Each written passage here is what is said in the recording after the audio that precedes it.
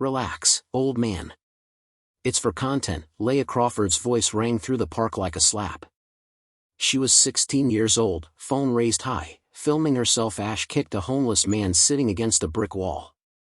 Not hard enough to seriously injure, just hard enough to make him flinch, just hard enough to get views. Her friends laughed in the background, the camera kept rolling and Leah smiled like she just won something. The homeless man, Harold Hawk Dawson, 69 years old, disabled veteran, Purple Heart recipient, tried to pull himself up. His leg gave out. He fell back against the wall, face twisted in pain and humiliation. Leah kept filming. Judge Frank Caprio would later watch that video in his chambers. He would watch it 3 times, and each time his expression would grow harder, not with anger, with something deeper, something closer to heartbreak. Because Judge Caprio knew something Leah Crawford didn't. Something about her mother, Governor Melissa Crawford, that would shatter every assumption Leah had built her arrogance on. A secret the governor had been keeping for 2 years. A truth that would stop Leah's laughter cold and force her to see her mother and herself in a completely different light. The courtroom felt heavier that Monday morning, people whispered. Cameras from local news stations lined the back wall, everyone knew who was coming. The governor's daughter, the viral video, the homeless veteran. Tell us where you're watching from and subscribe if you're over 50 and love real justice. Judge Caprio sat at the bench, hands folded, expression unreadable. He'd been a judge for over 30 years. He'd seen cruelty before, but this, filming someone's pain for entertainment, this was something different, something darker. The clerk stood, ready to begin. Judge Caprio nodded once. Let's proceed, he said quietly. Ms. Ramirez adjusted her glasses and opened the file with practiced efficiency. Her voice was steady, formal, but even she seemed uncomfortable with what she was about to read. Case number 2026, TR 99214, she announced. City of Providence vs. Leah Crawford. Charges: assault of a disabled veteran, disorderly conduct, harassment, filming harmful act for online distribution, and resisting officer instructions. Leah Crawford sat in the defendant chair, slouched and bored. She examined her nails, rolled her eyes when Ms. Ramirez said, assault, sighed when the charges continued. Judge Caprio's voice cut through the room. Miss Crawford, stand when charges are read. Leah sighed louder. Then she stood slowly like she was doing everyone a tremendous favor. Where's your parent or guardian? Judge Caprio asked. My mom's the governor, Leah said flatly. She's busy running the state. She said she'd send someone. She said she'd send someone. Yeah, a lawyer or whatever. Someone to handle this. Judge Caprio studied her carefully. Handle this. Yeah, make it go away. That's what always happens. A murmur rippled through the courtroom. Judge Caprio raised his hand and silence fell immediately. Nothing goes away in my courtroom, Miss Crawford, he said. Not because of who your mother is. Not because you want Ito. Leah shrugged. We'll see. Monday, 9:55 a.m. Providence Municipal Court. Case called. Defendant present without guardian. Judge Caprio notes parental absence on record. Judge Caprio leaned forward slightly. Do you understand the charges against you? I guess, Leah said. You guess? I mean, yeah, but they're ridiculous. I was just making a video for my followers. A video? Yeah, it's called content. Everyone does it. Judge Caprio's expression didn't change. Everyone kicks homeless people for content. It wasn't like that, Leah said quickly. It was a dare. My friends challenged me. It's a thing. The kick challenge. The kick challenge. Yeah, you wouldn't understand. It's a Gen Z thing. Judge Caprio nodded slowly. I see. And the man you kicked, do you know who Hayes? LLA shrugged, some homeless guy. He was just sitting there. His name is Harold Dawson. He's a United States Marine Corps veteran. He served 2 tours in Vietnam. He was wounded in combat and awarded the Purple Heart. He lost partial function in his left leg from shrapnel. The courtroom went silent. Leah blinked. I didn't know that. Would it have mattered? Judge Caprio asked. Leah didn't answer. Would you have kicked him anyway? Judge Caprio pressed. For the views. Leah looked away. I don't know. Leah Crawford wasn't just entitled. She was calculated. Every eye roll, every dismissive comment, every mention of her mother's position, it was designed to minimize what she'd done. To make it seem small, unimportant, a joke that everyone was taking too seriously. She'd learned early that power protected her, that scandal could be managed, that apologies could be written by PR teams, and consequences could be avoided with the right phone calls. She thought Judge Caprio would be like everyone else, another adult who would back down when confronted with political pressure, another obstacle she could laugh her way around. It was a joke. Leah said suddenly. He's homeless. He probably doesn't even care. He's probably forgotten about it already. Judge Caprio's jaw tightened. Just slightly, just enough.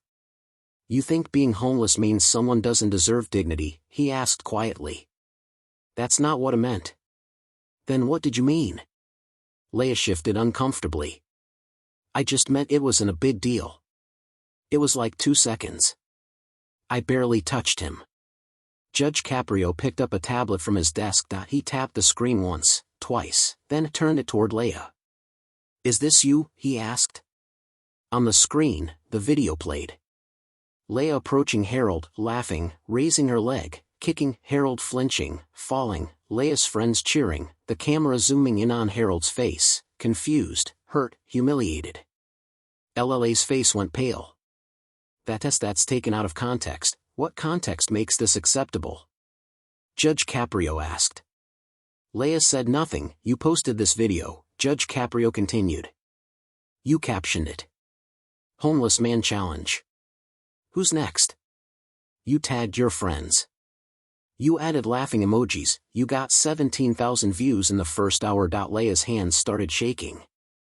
It was just for fun. Fun? Judge Caprio repeated. He set the tablet down. Miss Crawford, let me ask you something. Do you know what your mother has been doing every Tuesday evening for the last 2 years? The question landed like a stone in water. Leah frowned, confused and defensive. She works, Leah said. She has meetings. What kind of meetings? I don't know, governor stuff, budget, policy, whatever. Judge Caprio nodded slowly. Governor stuff. Yeah. Why are you asking me this? Because I want to know if you know your mother at all, Judge Caprio said quietly. Group chat squad goals, November 18th, 3:47 p.m. Leah just did the kick challenge. LMA. Oh, Madison. No way. Where's the vid? Leah posting now, going to go so viral. Kylie, you're insane. LLA, I'm iconic. My mom will handle it if anything happens. Madison, queen behavior. The side door opened quietly. No announcement, just an old man walking slowly, carefully, using a worn wooden cane. Harold Hawk Dawson wore clean clothes, donated probably, and his gray hair was combed back.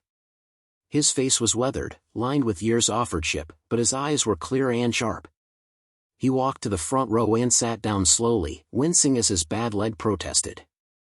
He set his cane beside him and folded his hands in his lap. Leah saw him. Her face went white. She tried to hide her phone under the table like that would somehow erase what she'd done. Judge Caprio saw the exchange. He waited until Harold was settled, then spoke. Mr. Dawson, he said gently, thank you for being here today. Harold nodded. Yes. Sir, would you like to say anything before we continue? Harold was quiet for a moment, then he spoke, his voice soft but steadied. I just want her to understand, he said, I'm not angry. I'm tired of being invisible. The courtroom was so silent you could hear people breathing. I served this country, Harold continued, I was proud to serve. I came home with injuries, with nightmares. I tried to work, tried to keep my family together, but things fell apart, lost my job, lost my home, lost my wife. His voice cracked slightly. I ended up on these streets and people look right through me like I'm not human anymore, like I don't matter. He looked at Leah, not with anger, with sadness. When you kicked me, he said, you weren't just hurting my leg. You were telling me I don't deserve basic respect. That I'm just content. Leah's eyes is filled with tears. I just want you to see me, Harold said quietly. That's all. Just see me. 10:42 a.m. Complete silence in court. Judge Caprio took a moment, then he turned to the officer standing near the side door. Officer Price, he said, your report, please. Officer Daniel Price stepped forward. He was in his early 40s, calm and professional, with the bearing of someone who'd seen too much cruelty and refused to become numb to it. On November 18th, at approximately 3:30 p.m., he began, I responded to a complaint at Kennedy Plaza. Multiple witnesses reported a group of teenagers harassing a homeless veteran. Leah stared at the floor. When I arrived, Officer Price continued, I found Mr. Harold Dawson sitting against a wall, visibly shaken and injured. Several teenagers were standing nearby, laughing and filming with their phones. He paused. The defendant, Miss Crawford, was among them. When I asked what happened, she said, and I quote, we were just making a video. It's not illegal to touch a homeless person. A collective gasp filled the courtroom. I explained that assault is illegal regardless of the victim's housing status. Officer Price said, the defendant then said, my mom's the governor. You can't arrest me. When I attempted to detain her for questioning, she resisted and tried to delete the video from her phone. Judge Caprio's expression darkened. Did you recover the video? Yes, Your Honor. It had already been uploaded to social media. We obtained copies from multiple sources. Judge Caprio nodded. Thank you, officer. Body cam audio, November 18th, 3:35 p.m. Officer Price, Miss, I need you to put your phone down, Leah Crawford. Why? I didn't do anything illegal. Officer Price, you assaulted someone. Leah Crawford. He's homeless, it doesn't count. Officer Price. That's not how the law works. Leah Crawford. My mom runs this state. Call her. She'll tell you to let me go. Officer Price, your mom doesn't give me orders. Put your hands behind your back. Leah Crawford. You're making a huge mistake. Judge Caprio set the transcript down. He looked at Leah for a long moment, not with anger, with something closer to apathy. Miss Crawford, he said quietly, you keep invoking your mother's name like it's a shield, like political power makes you untouchable. Leah crossed her arms. Because it does. Does it? Yeah. My mom knows judges. She knows cops. She knows everyone. One phone call and this goes away. Judge Caprio nodded slowly. One phone call. Yeah. Miss Crawford, let me tell you what your mother has been doing every Tuesday evening for the last 2 years. Leah frowned. What are you talking about? Every Tuesday, Judge Caprio said, your mother drives to the Hope Harbor homeless shelter. She doesn't tell her staff. She doesn't bring security. She doesn't wear suits or name tags. She just shows up. Leah's face went pale. She serves dinner, Judge Caprio continued. She talks to people, she listens to their stories. She helps them fill out housing applications.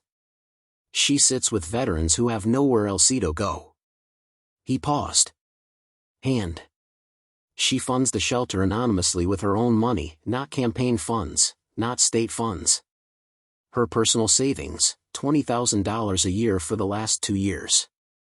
The courtroom erupted in whispers. Judge Caprio raised his hand for silence. Your mother, he said, looking directly at Leah, believes that every person deserves dignity, especially those who serve this country, especially those who fell through the cracks. Leah's tears spilled over. I didn't know. No, Judge Caprio said. You didn't. Because you never asked, you never noticed. You were too busy making content. The back door of the courtroom opened. Governor Melissa Crawford entered quietly, her face drawn and tired. She didn't sit. She just stood near the back, watching her daughter. Leah turned and saw her mother. Mom. Governor Crawford's expression was something between heartbreak and anger. I'm here, she said quietly. But I'm not here to protect you. I'm here to support the consequences you've earned. Like this video if you missed Judge Caprio. Voicemail from Governor's senior aide recorded November 19, 7:22 a.m. Governor, the precinct captain called. Your daughter was involved in an incident. They're filing charges. I know you usually want to be informed before things escalate, but ma'am, you should see the video. This is bad. This is really bad. Judge Caprio gave them a moment. Then he spoke to Governor Crawford directly. Governor, would you like to say anything? Melissa Crawford stepped forward slowly. She looked at her daughter and her eyes filled with tears. Leah, she said, I have spent my entire career fighting for people like Mr. Dawson. I have written legislation to protect veterans. I have secured funding for homeless services. I have tried to build a state where everyone has dignity. Her voice broke and my own daughter kicked a homeless veteran for views. Leah sobbed. Mom, I'm sorry. Sorry isn't enough, Melissa said. Sorry doesn't undo what you did. Sorry doesn't erase the video that's been shared hundreds of thousands of times. Sorry doesn't heal the harm you caused. She took a shaky breath. I'm ashamed, Leah. Not because you embarrassed me politically, because you showed me I failed as a mother. I gave you privilege. I gave you comfort, but I didn't teach you empathy. That's not true, Leah whispered. It is true, Melissa said. And now you have to learn it the hard way. She turned to Judge Caprio. Your Honor, I'm not here to ask for leniency. I'm here to support whatever sentence you believe is appropriate. My daughter needs to learn accountability and she needs to learn it from you. Judge Caprio nodded. Thank you, Governor. He turned back to Leah. Miss Crawford, he said, your mother is right. Sorry isn't enough. You need to show it. You need to understand the weight of what you've done. Not just to Mr. Dawson, to every homeless person you treated as less than human. He opened the file in front of him. Here's my ruling. Judge Caprio's voice was calm, measured, surgical. Leah Crawford, he began. You are 16 years old. You filmed yourself assaulting a disabled veteran and posted it online for entertainment. That is not a mistake. That is a moral failure. Leah wiped her face trying to hold herself together. You treated a human being like he was disposable, Judge Caprio continued. You exploited his vulnerability for social media clout, you laughed while he suffered, and used your mother's position to try to escape consequences. He paused. But I am going to give you a chance to become someone better. Leah looked up, hopeful and terrified. Here's your sentence. Judge Caprio said, you will complete 150 hours off community service with the Hope Harbor Homeless Shelter and Veterans Outreach Programs. You will serve meals. You will clean. You will listen to people's stories. You will see them as human beings. Leah nodded quickly. Okay, I will. You will write a public apology, Judge Caprio continued.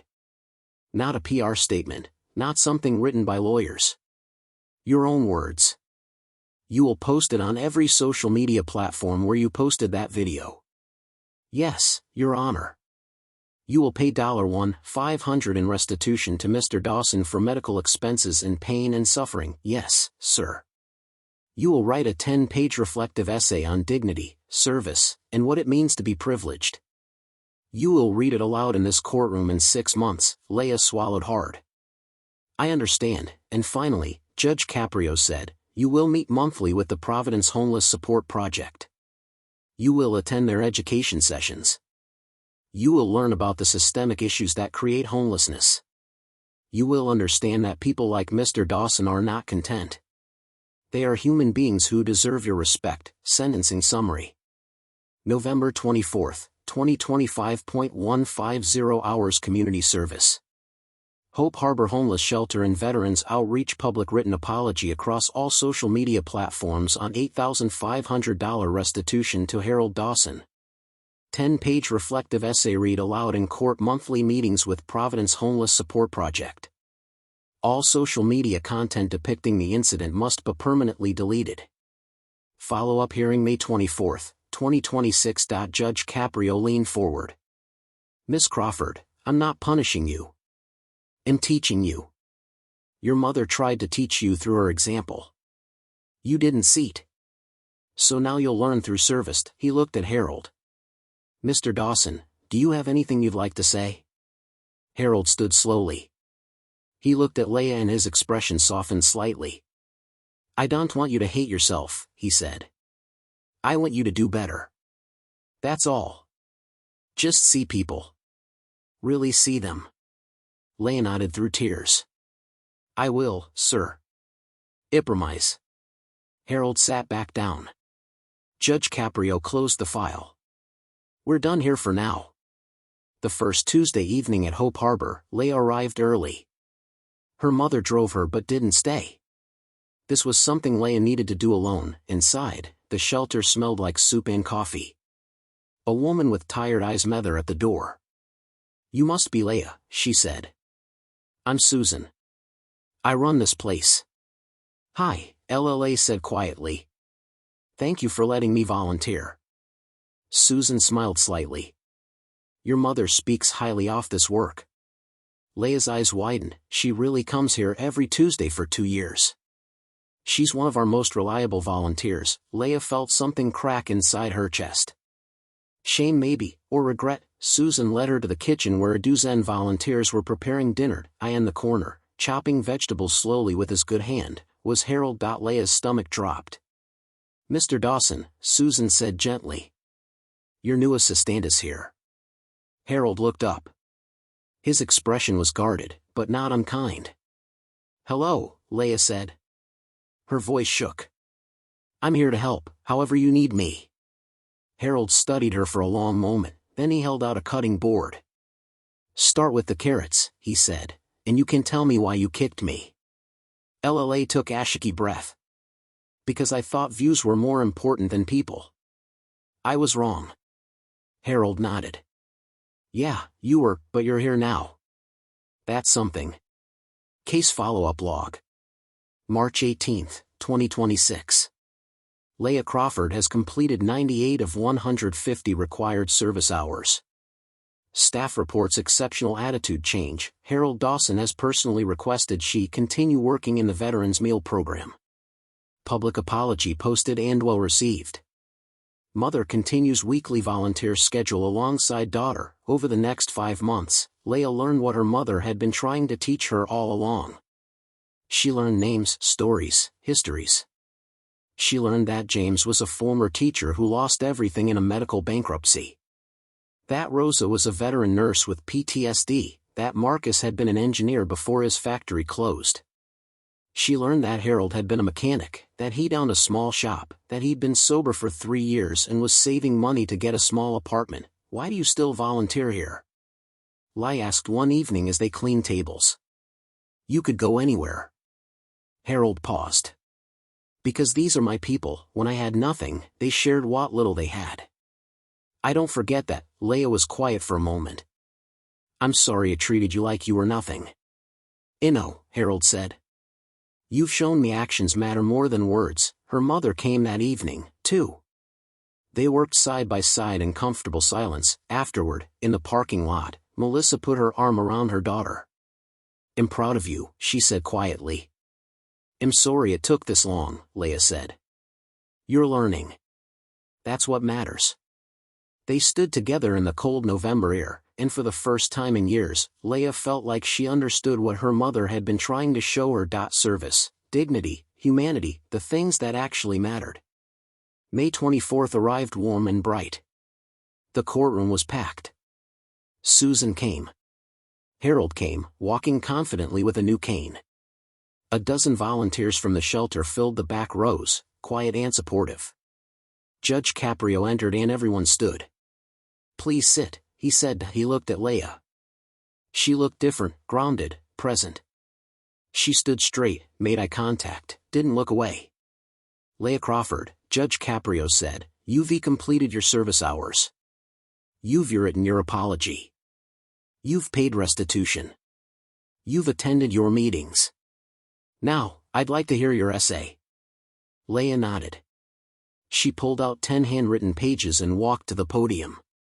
Her hands shook slightly as she began. 6 months ago, she read, I kicked a homeless veteran for views. I thought people were content.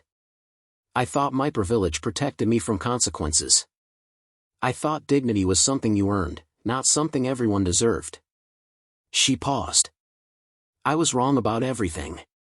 For the next 15 minutes, Leah read. She talked about Harold's service, about the shelter residents she'd met, about her mother's quiet example, about learning to see people instead of opportunities. When she finished, the courtroom was silent. Then Harold started clapping, slowly. The shelter volunteers joined, then everyone else. Leah's eyes filled with tears. Thank you. Judge Caprio smiled. Well done, Miss Crawford. This case is officially closed. Leah walked over to Harold. She didn't extend her hand.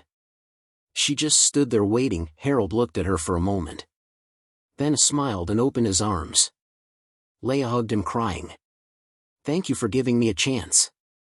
You earned it, Harold said quietly. Keep going. Governor Crawford stood and approached Judge Caprio. She shook his hand firmly. Thank you, Your Honor, she said, for teaching her what I couldn't. Judge Caprio nodded. She taught herself. She just needed the right environment. The governor smiled. We'll keep volunteering, both of us. Good, Judge Caprio said. They need you. Outside, the sun was warm on their faces. Leah and her mother walked together toward the parking lot. Harold walked beside them, no longer invisible. Mr. Dawson, Leah said. Would you like a ride? Harold smiled. I'd appreciate that. They walked together, 3 people who'd learned to see each other, not as governor, veteran, and teenager, just as people. And in the courtroom behind them, Judge Frank Caprio watched them go. He thought about privilege and pain, about visibility and dignity, about the moments that break us and the service that remakes us. He thought about justice. Real justice. The kind that doesn't just punish, the kind that transforms. Subscribe if you're over 50 and love real justice. Dramatization for storytelling and education, not legal advice or real judicial record.